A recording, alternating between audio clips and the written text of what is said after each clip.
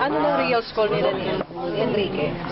Ano ba sabi nila? Hindi ko din nakakausap. Hindi, coming from you, ikaw. Tingin mo. Ako tingin ko sila. Pero sino na ako mahadera naman ako magsabi na hayaan mo silang umamin kung gusto nila umamin. Pero napapansin mo. Pero parang wala silang date eh. Parang naramdaman lang nila. Di ba pag may date, meron ding split up yung date. May date din ang split up. So, hindi na tupad yung pangako niya. Iwan muna.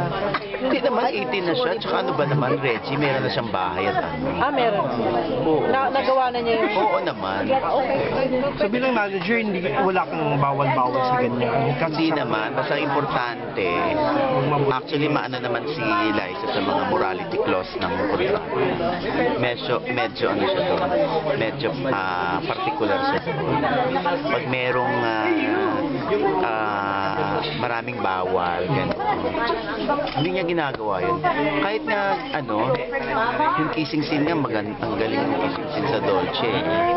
O, and then, hindi rin gusto ni Liza mag-kissing. Pero hindi pa kayo nagkasama sa isang project ni Liza. Ano ko ewan ko, puro ako Dreamscape, siya MNS, kay Star Creator. Gusto mo magkasama kayo? Diyos ko, bakit naman ang hindi? Di para ako, double job ako doon. MMK man lang. Yung dalawa, MMK. Wow, talaga ako talaga. Magkasama kayo. Yung kwento niyo. Yung tatay.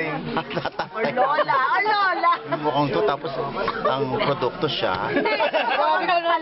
Nakagawa ng Oy, ang gaganda ng anak mo. Ang gaganda ng anak mo. Tigilan.